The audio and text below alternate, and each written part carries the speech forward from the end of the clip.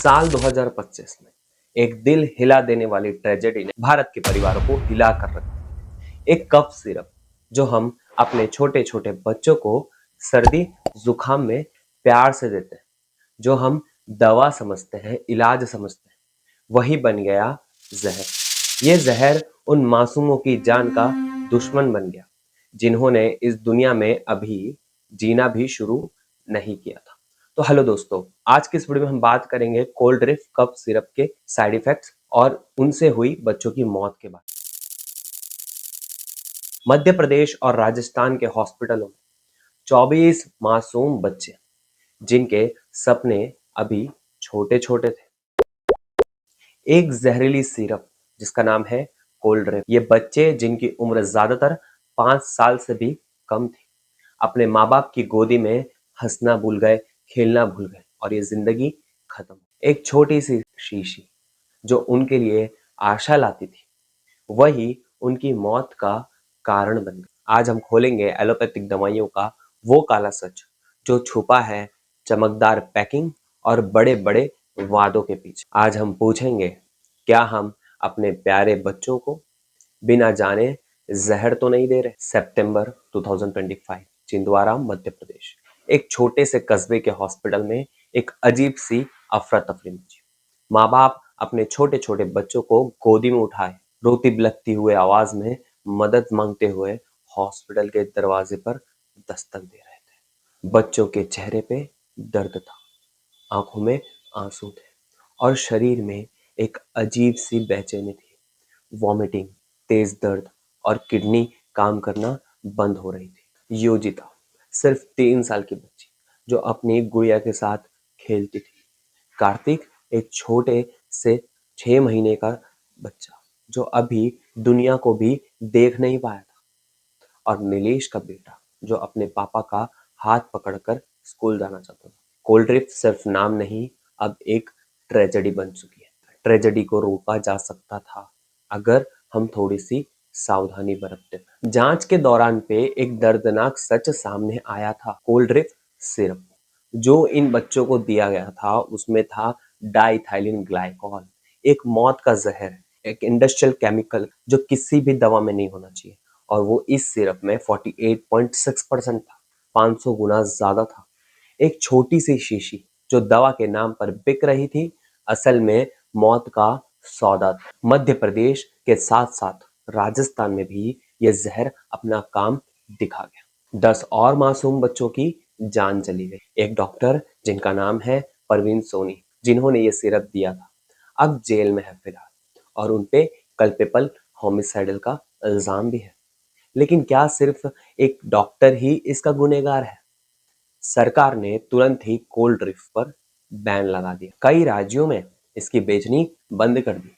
ये सब होने के बाद भी 5 बच्चे अभी भी आईसीयू में जिंदगी और मौत के बीच झूल रहे। उनके माँ बाप की आंखों में आंसू हैं और दिल में सिर्फ एक ही सवाल है, मैंने अपने बच्चों को दवा दी थी तो फिर ये जहर कैसे बन गया? और ये कोई पहली बार नहीं हुआ है।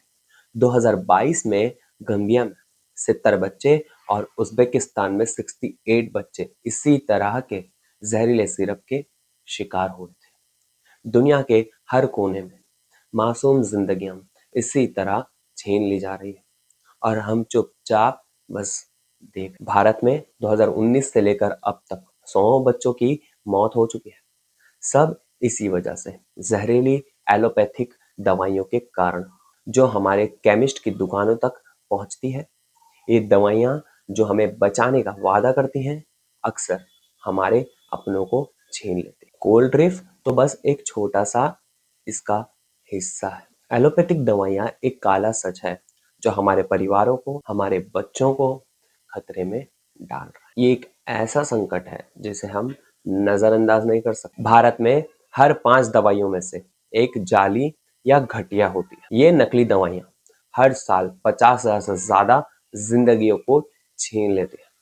सोचिए, जब आप अपने बच्चों को दवा देते हैं तो क्या आप ये जान पाते हैं कि वो असली है या नकली है? नहीं, हम नहीं जानते। और ना सिर्फ भारत बल्कि पूरी दुनिया में जहरीली दवाइयां हर साल लाखों लोगों को बीमार करती आ रही। छोटे से छोटे साइड इफेक्ट से लेकर जानलेवा ऑर्गन फेलियर तक।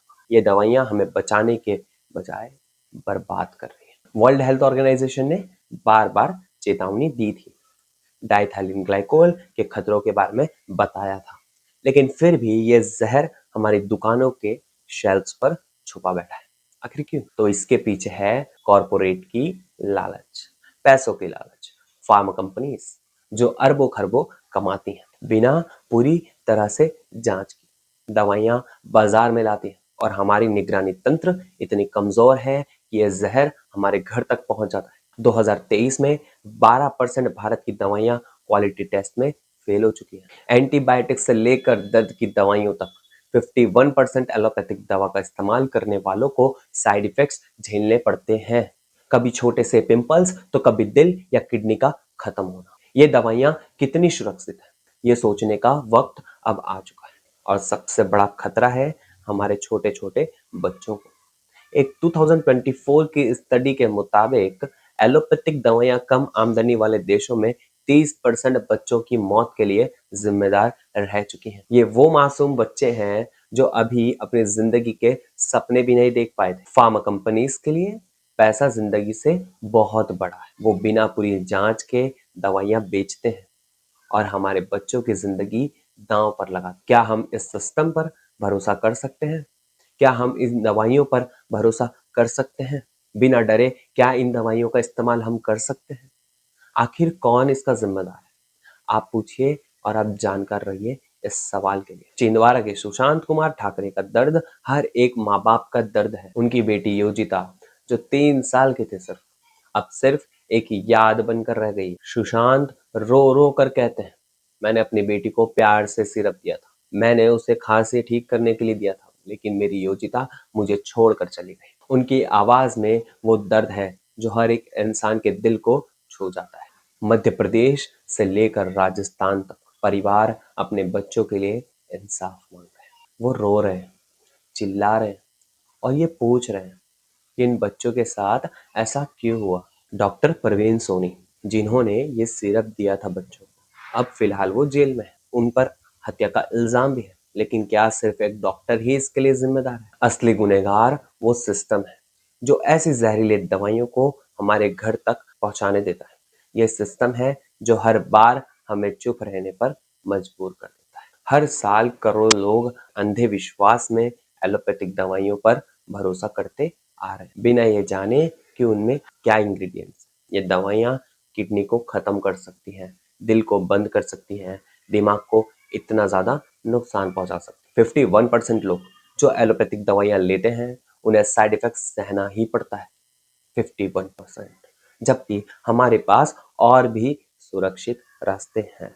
डॉक्टर सैमुअल हैनेमन होम्योपैथी के फाउंडर, 200 साल पहले ही उन्होंने एलोपैथी के खतरों के बारे में दुनिया को चेतावनी दी थी, पर उनकी आवाज को दबाया गया था। उन्होंने कहा था कि ये दवाइयां सिर्फ बीमारी के लक्षण को दबा देती है और अंदर ही अंदर ये बीमारी को बढ़ाने का काम करती है। और इसके साइड इफेक्ट्स के बारे में उन्होंने अपनी बुक ऑर्गन ऑफ मेडिसिन में लिखा, एलोपैथिक दवाइयां शरीर पर सिर्फ हार्म करती है, ये ठीक नहीं करती और उससे ज्यादा नुकसान पहुंचा देती, बीमारी को दबाकर। और आज जब हम कोल्ड ड्रिंक्स जैसे जहरीले सिरप्स के साइड इफेक्ट देख रहे हैं तो हमें डॉक्टर सैमुअल हैनेमन सर की बात सच लगने लगती है और उन्होंने हमें एक नया रास्ता दिखाया, होम्योपैथी। ये एक ऐसा इलाज है जो शरीर के साथ साथ दोस्ती करता है और शरीर की ताकत को बढ़ाता है, बीमारी को खुद से लड़ने की ताकत देता है और बीमारी को जड़ से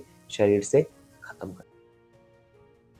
और होम्योपैथी में कोई जहरीले केमिकल्स नहीं होते, ये नेचुरल और बहुत डाइल्यूटेड दवाइयां होती जो शरीर को नुकसान नहीं पहुंचाती। डॉक्टर हैनेमन का सपना था कि हर इंसान सुरक्षित इलाज पाए, जो आज हर शहर में गूंजता है। तो हमारे पास एक सुरक्षित रास्ता है, होम्योपैथी। होम्योपैथी एक नई रोशनी लाती है। ये एलोपैथी के खतरनाक केमिकल से बिल्कुल अलग है, इसके कोई साइड इफेक्ट्स भी नहीं। एक 2025 के सर्वे के मुताबिक सिर्फ 24% होम्योपैथी इस्तेमाल करने वाले को साइड इफेक्ट्स देखने को मिले, थोड़े बहुत, जबकि एलोपैथिक में ये आंकड़ा 51% है। एक 8 साल के अध्ययन में पता चला 3,709 मरीजों पर यह साबित हुआ कि होम्योपैथी ने लंबी बीमारियों की गंभीरता को 61% तक कम किया है। बच्चों में बीमारी की शिद्दत जो 6.1% थी घटकर 1.7 हो चुकी है और जवान में 6.2 से 2.7% हो चुकी है। कोविड-19 के एक ट्रायल में होम्योपैथी ने एलोपैथी के साथ मिलकर मरीजों को 2 दिन जल्दी ठीक किया और बुखार को 20 घंटे पहले ही खत्म कर दिया। एक इटालियन अध्ययन ने दिखाया कि होम्योपैथी से सर्दी जुकाम दोबारा होने की संभावना बहुत कम हो जाती है और इलाज का खर्चा एलोपैथी के कंपैरिजन में बहुत कम देखने को मिलता है। अनीता जो एक बच्चे की माँ है, उन्होंने अपने बच्चों को होम्योपैथी दी और उसकी खांसी ठीक हो गई और उन्होंने कहा कि इसका कोई डर भी नहीं था और आज मेरा बच्चा खुश है। कोल्ड ड्रिफ्ट का ये दर्दनाक हादसा हमें एक कठोर सबक जरूर देता है।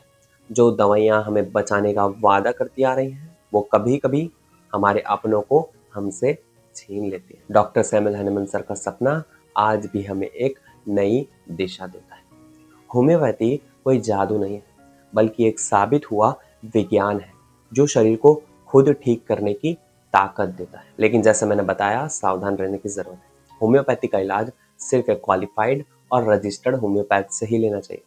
गलत हाथों में ये भी नुकसान कर सकता है। ये एक सिर्फ छोटा सा संदेश है मेरी तरफ से। किसी भी चीज पर अंधा भरोसा ना करें। अपने बच्चों की जिंदगी अनमोल है और उसकी सुरक्षा आपके हाथों में। तो आपको क्या करना चाहिए? हर दवा खरीदने से पहले उसकी क्वालिटी चेक करनी चाहिए। केमिस्ट से पूछना चाहिए कि यह दवा असली है या नकली है। दवाइयों के बैच नंबर और एक्सपायरी डेट को हमेशा चेक करना चाहिए। बच्चों को कोई भी दवा देने से पहले डॉक्टर से सलाह लेना बहुत जरूरी है। होम्योपैथी जैसे सुरक्षित और नेचुरल इलाज के बारे में जाने और अपने परिवार के लिए सही विकल्प चुनें। तो ये मेरे तरफ से आपको जागरूक करने के लिए एक वीडियो था। मैं उम्मीद करता हूँ आपको वीडियो पसंद आया होगा।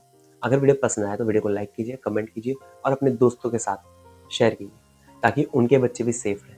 और अगली बार से हम ऐसे सिरप्स और मेडिसिन से बचें और होम्योपैथी चूज कीजिए। होम्योपैथी एक अच्छे होम्योपैथिक कंसल्टेंट से अपना ट्रीटमेंट करवाएं। किसी भी तरह का इलाज होम्योपैथी में अवेलेबल। अपने नजदीकी होम्योपैथी क्लिनिक से कांटेक्ट कीजिए या फिर हमसे ट्रीटमेंट करने के लिए हमारे डिस्क्रिप्शन में दिए गए कांटेक्ट नंबर पर आप कांटेक्ट कर सकते हैं या फिर हमें मेल भी कर सकते हैं। तो मिलते हैं किसी और वीडियो के साथ। शुक्रिया।